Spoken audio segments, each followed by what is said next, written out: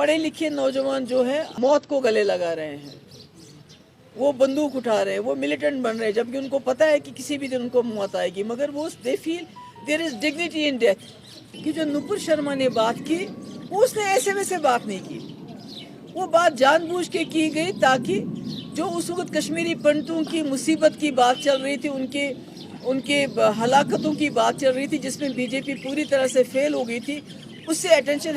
हटाने के लिए हिंदुस्तान है ये पूरी दुनिया में माना जाता था भाईचारे के लिए, सेकुलरिज्म के लिए, डेमोक्रेसी के लिए, मगर बीजेपी ने सबका बेड़ा गर्क कर दिया है। देखिए, जो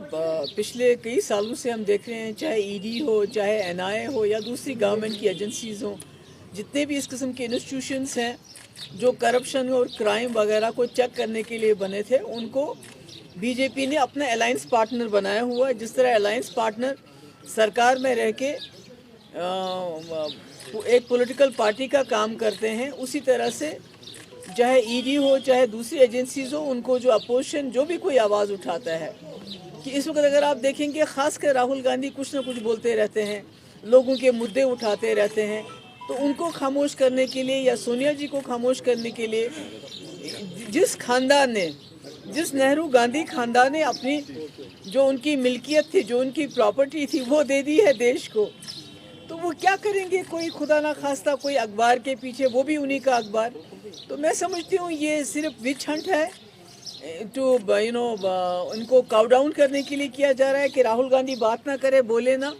और इसी तरह से तमाम चाहे जितने भी आपके अपोजिशन के लीडर हैं,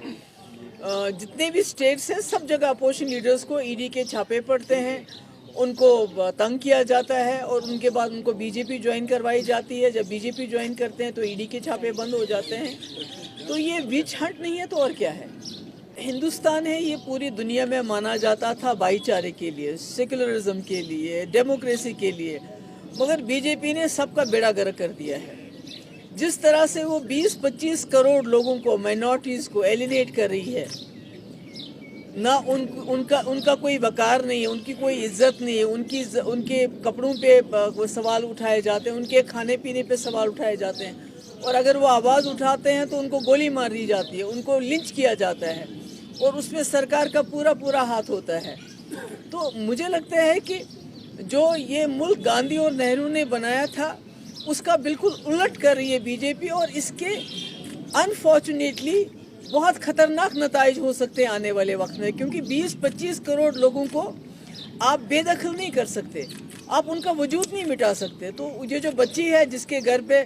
बुलडोज़र चला, जिसके पहले वालिद को गिरफ्तार किया, फिर उसकी माँ और बहन को पकड़ के ले गए, फिर उसको और उसकी भाभी को कहा आप भी जेल में चलो, आपको भी कुछ काम है, वो नहीं गई। तो ये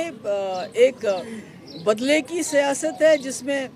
कोई इनके पास कोई कानून का नामो निशान नहीं है, और अनफॉर्चुनेटली बदकिस्मती से जो जुडिशरी है वो खामोश तमाशाई बन के देख रही है। इनका काम तो था इस वक्त, क्योंकि अपोजिशन बात करती है तो उनके पीछे ईडी जाता है, उनको जेल में भरते हैं, मगर जुडिशरी जिसको बात करनी चाहिए थी वो सामने नहीं आ रहे हैं, वो खामोश तमाशाई बन के बैठे हुए हैं। मीडिया तो सारा गोदी मीडिया इनकी गोद में बैठा हुआ है, वो तो वही चलाते हैं जो इनको चलाने के लिए कहते हैं। Instead of arresting Nupur Sharma, उनको सिक्योरिटी दी है दिल्ली पुलिस ने, कैसे देखते हैं आप? नहीं, देखिए, सिक्योरिटी का मैं समझती हूँ कि जब किसी को थ्रेट मिलता है, पहले तो थ्रेट करना नहीं चाहिए, तो उसमें सिक्योरिटी प्रोवाइड करना मैं नहीं समझती हूँ कोई ऐसी बात है। मगर उनकी गिरफ्तारी क्यों नहीं हो रही है? क्योंकि अगर आप कोई यहाँ मामूली सी बात करता है, ट्विटर पर ट्वीट करता है, मैंने देखा कश्मीर में क्या हो रहा है, हमारे जम्मू कश्मीर में अगर कोई ट्वीट करता है, कोई जर्नलिस्ट बात करता है, कोई सच बोलता है, तो उसको जेल में डालते हैं, उसको यूएपीए लगाते हैं। तो वहाँ नुपुर शर्मा ने इतनी बड़ी गलत और ख़तरनाक गलत बात कह दी, तो अभी तक उसके खिलाफ एक्शन नहीं हो रहा है, जबकि पूरे मुल्क में दंगे हो रहे हैं, उसके खिलाफ एक्शन नहीं हो रहा। और साथ में मुझे लगता है कि जो नुपुर शर्मा ने बात की वो उसने ऐसे वैसे बात नहीं की, वो बात जानबूझ के की गई ताकि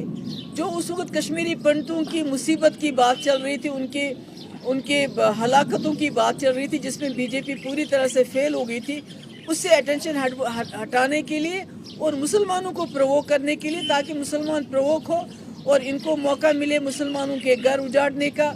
उनको जेलों में डालने का, उन पे गोलियां मारने का, اور ان کو ہر حساب سے تنگ کرنے کا موقع ہے. یہ نپر شرما کی بات کوئی ایسے ویسے نہیں کہی اس نے, یہ بڑی اسٹریٹجیکلی یہ بات کی گئی ہے. ان کے پاس کوئی اور پالیسی نہیں ہے. ڈنڈے کے بغیر, جیل کے بغیر, سختی کے بغیر بی جے پی کے پاس کوئی بھی پالیسی نہیں ہے جموں کشمیر کو ڈیل کرنے کی. اس لیے نوجوانوں کو جیلوں میں ڈالنا, ان کو باہر کے جیلوں میں لے جانا, ان کو تنگ کرنا, جرنلسٹ کو تنگ کرنا, اس کے بغیر تو ان کے پاس کوئی پالیسی نہیں. But this policy is not working. آپ نے دیکھا کہ یہاں پڑھے لکھے نوجوان جو ہے اب خدا نہ خواستہ موت کو گلے لگا رہے ہیں, وہ بندوق اٹھا رہے ہیں, وہ ملیٹنٹ بن رہے ہیں, جبکہ ان کو پتہ ہے کہ کسی بھی دن ان کو موت آئے گی, مگر وہ they feel there is dignity in death rather than living life with indignity. یہ بہت افسوس کی بات ہے کہ جو ہماری اپوزیشن پارٹیز ہیں یا اپوزیشن لیڈر ہیں وہ خاموش ہے, وہ بات نہیں کر رہے ہیں, مگر ان کو ڈرایا جاتا ہے, ان کو دھمکایا جاتا ہے. جیسے ابھی آپ ای ڈی کی بات کیجئے, آپ دوسرے انسٹیٹیوشنز کی بات, ایجنسیز کی بات کیجئے, مگر جوڈیشری خاموش کیوں ہے؟ مجھے جوڈیشری پہ تعجب ہو رہا ہے, کیونکہ judiciary is the last resort. اگر جو ہماری جوڈیشری بھی اندیکھی کرے گی اسی طرح, تو یہ ملک تو خدا نہ خواستہ بربادی کی طرف جا رہا ہے, اور بہت خطرناک ماحول بنتا جا رہا ہے. کیونکہ 20-25 کروڑ لوگوں کو